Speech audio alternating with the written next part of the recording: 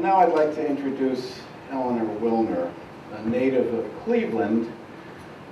She attended Goucher College, and you can correct me if I make any mistakes. She attended Goucher College and Johns Hopkins University. Her career has involved teaching at Morgan State University, at Goucher College, and she had a teaching stint in Tokyo. She's been teaching in the MFA program at Warren Wilson College in South Carolina for a number of years. For a time, she was editor of the American Poetry Review. She's had residencies at the University of Iowa, University of Chicago, at Smith College, at the University of Hawaii, at Northwestern University, and she's currently a Philadelphia resident, which, of course, pulls her into our Pennsylvania Poets program. Her work of criticism, Gathering the Winds, Visionary Imagination and Radical Transformation of Self and Society, appeared in 1975. Since then, she's devoted herself to poetry, and her books include Maya, published in 1979, Shekinah, 1984, Sarah's Choice, 1989, Otherwise, 1993, Reversing the Spell, New and Selected Poems of 1998, Processional of 1998. This was a limited edition of, I think, 45 copies, which I'm pleased to say is in our rare book collection here at Penn State. And The Girl with Bees in Her Hair, 2004. She's written an oratorio, Orpheus on Sappho's Shore. She translated Euripides' Medea and published that in 1998. Her collection of poems, Tourist in Hell, is forthcoming from the University of Chicago Press in October. Eleanor Wilner has won numerous awards, including a MacArthur Foundation Fellowship in 1991. Her most recent published work, as far as I could determine, is a poem entitled Encounter in the Local Pub in the February issue of Poetry magazine. I haven't seen Joseph Alfonso since, 20 years at least. We were both together at Warren Wilson all those years ago, and it's just a delight to read with you tonight, Joseph. Thank you to the Pennsylvania Center for the Book, for protecting the book, which is an endangered species, and for choosing the poem that I'm about to read for the Public Poetry Project.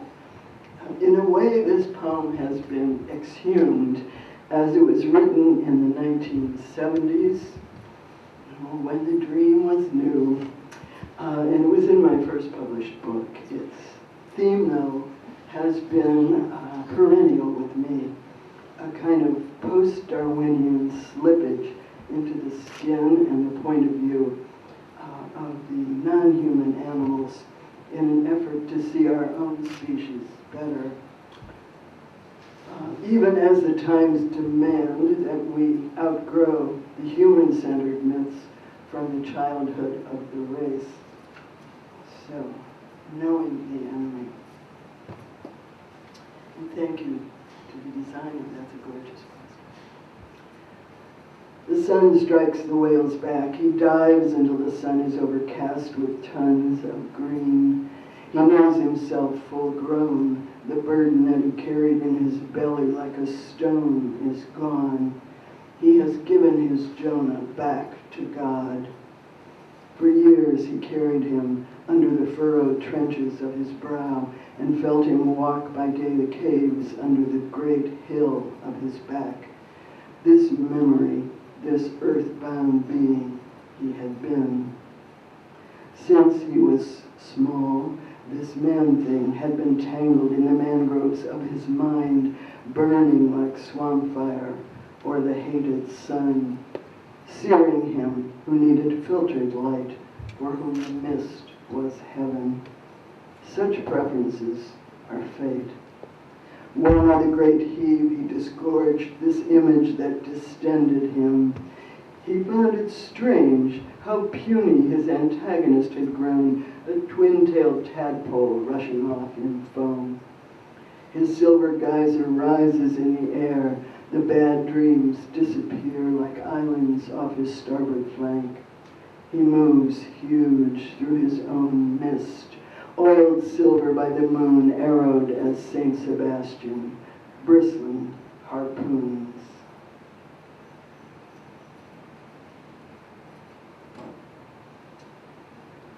Get you a few more here.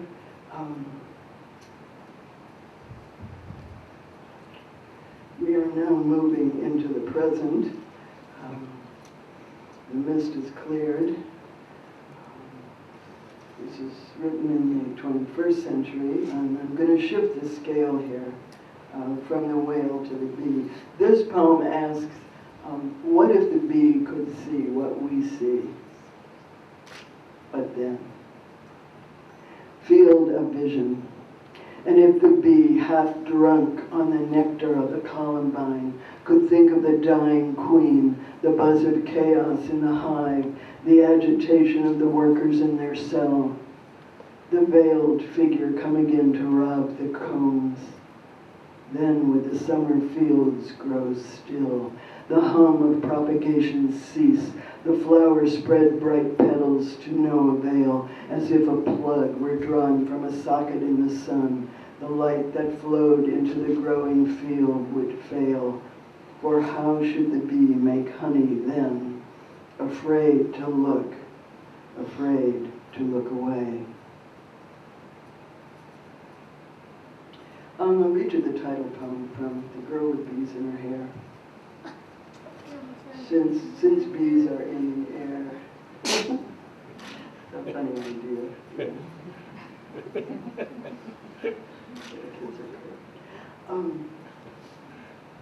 All I can tell you about this poem is it did come out of the local air. The Girl with Bees in Her Hair was an image. I couldn't get it out of my mind, and it irritated me. And when it became a noxious irritant, I put it at the top of the page to see what would happen. The girl with bees in her hair came in an envelope with no return address. She was small, wore a wrinkled dress of figured cotton, full from neck to ankles with a button of bone at the throat, a collar of torn lace. She was standing before a monumental house on the scale you see in certain English films, urns, curved drives, stone lions, and an entrance far too vast for any home.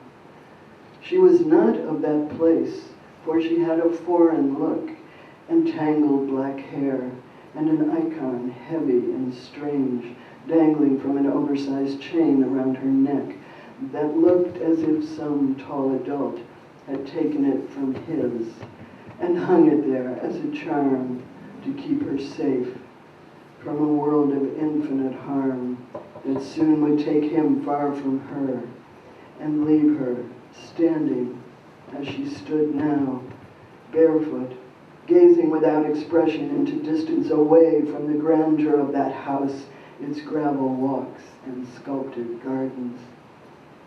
She carried a basket full of flames, but whether fire or flowers, with crimson petals shading toward a central gold, was hard to say, though certainly it burned, and the light within it had nowhere else to go, and so fed on itself, intensified its red and burning glow, the only color in the scene.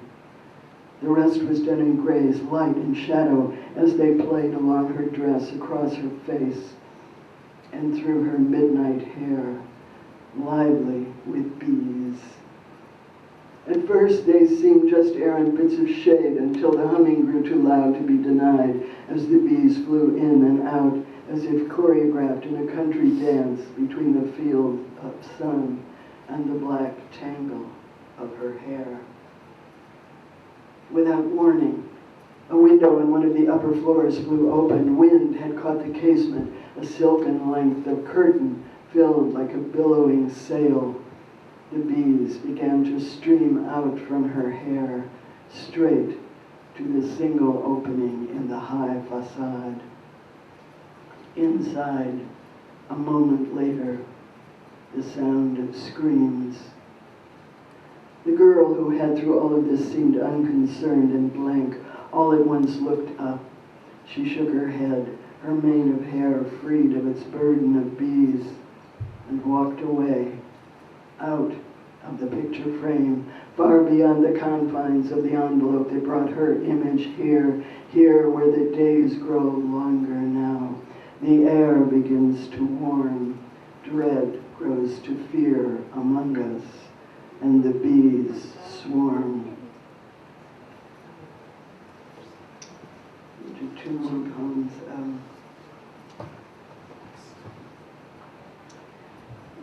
We don't choose our subjects, you know? History does that for us. This poem is called In a Time of War.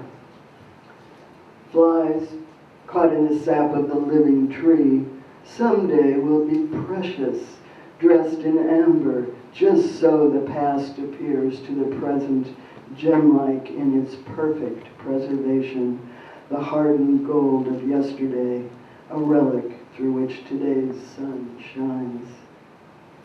But those who are caught in the sticky sap of actual time, insects in the odds against them, who struggle in the ooze, slowly sink into the mass, the numberless, anonymous dead, till the atrocious becomes the mundane, our senses numb from the sheer litany of repetition. Let us then just watch this one small, desperate fly, stuck first by the feet, and then in its struggles entangled entirely in the glob of sap, its wings heavy as a brass angel's, until it is all at once still, a dark speck in a bubble of sap oozing from the felled tree in a forest marked for the mill. How many millennia will pass before a teardrop lavalier of amber carrying its small cargo of loss will adorn the vanity of another creature, the fly, a fossil of a species no longer present on the earth itself a speck in a cosmos where galaxies are carded like cotton on a comb and pulled out into a distance, where some new fabric is being spun and shimmers in the firelight of countless burning suns.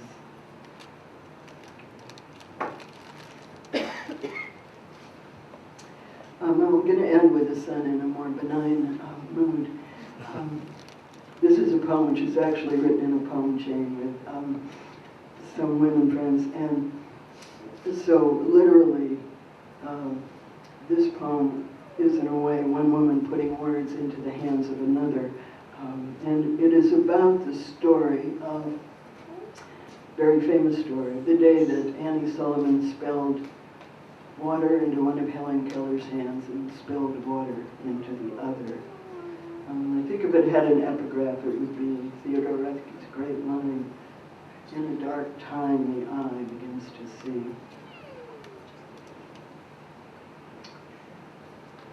Of a sun she can remember. That was the last line of the poem that preceded. After they had been in the woods, after the living tongue woke Helen's hand, afterwards they went back to the little house of exile, Annie and Helen, who had lived in the silent dark like a bat without radar in the back of a cave. And she picked up the broken doll she had dismembered that morning in her rage, and limb by limb, her agile fingers moving with their fine intelligence over each part, she remembered the little figure of the human. And though she was inside now and it was still dark, she remembered the missing sun with a slow wash of warmth on her shoulders, on her back, as when you step shivering out of a dank shade into the sun's sudden balm. And as the warmth spread, it felt like the other side of water, and that is when she knew how light on water looks. And she put her outspread hands into the idea of it, and she lifted the lines of light, crosshatched like a web, out of the water, and dripping, stretched the golden net of meaning in the light. Thank you.